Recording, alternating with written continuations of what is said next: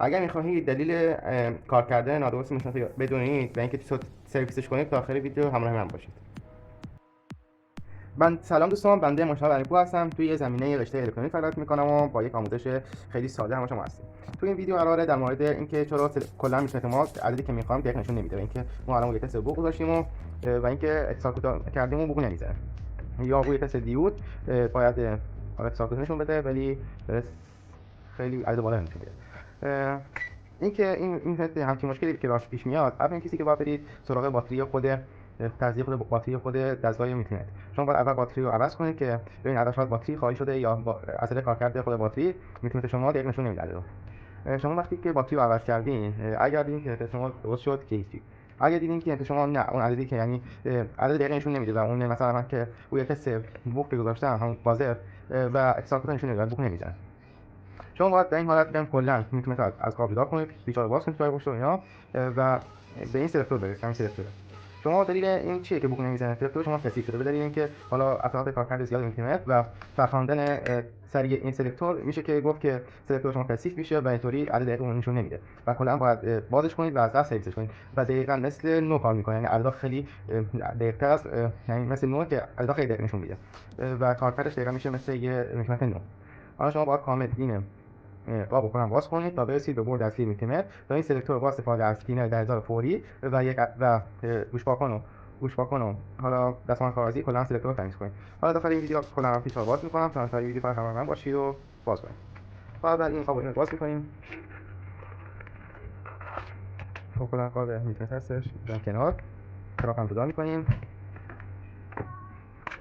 خب 4 تا پیچ اینجا داره و یه پیچ هم برای باتری. ما اول باتری رو کامل جدا میکنیم. دوستان فقط دقت خیلی بالایی داره باز کردن کد اینترنت. خب باید اینکه وقتی که بازش کردید تو ببندید، چون اگر نتونید کلا خیلی سخته بس می‌کنه باز کردن سلکتور باز کردن واسه خود سلکتور بله حواستون باشه کاری که انجام میدین بدونید که باید از قبل چطور ببندید. خب ما باتری خود این رو کردیم میتونیم باز کردن تا بره. دوستان حواستون باشه این کارو یواش انجام بدید که بود فعلا نره.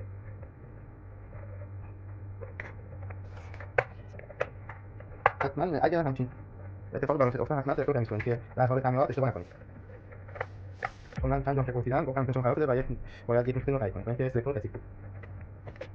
خب ما کامل باز می‌کنید این قانونی اینم بدنه خود میتونید که بیشتر هست. من پیچم داره اینا رو باز می‌کنم.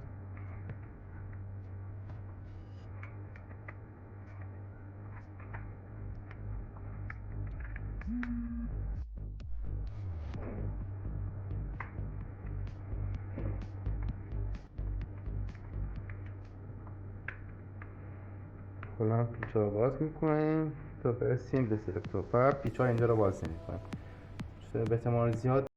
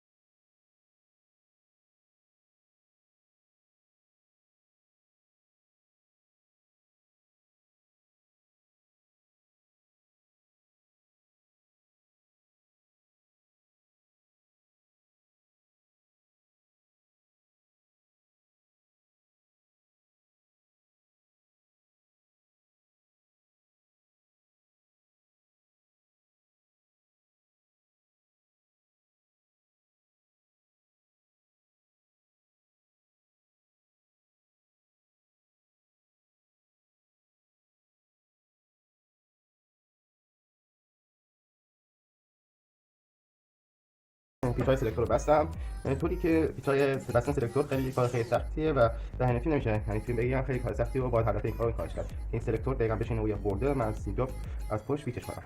خب اینم ما پیچ‌های سلکتور رو بستیم، فقط پیچ‌های خود این برده میشه که میخوره به بدنه خود این میکمتر که دقیقاً فیت بشه. من فقط پیچ‌های سلکتور رو بستم که سه تا پیچ بیشتر نداره.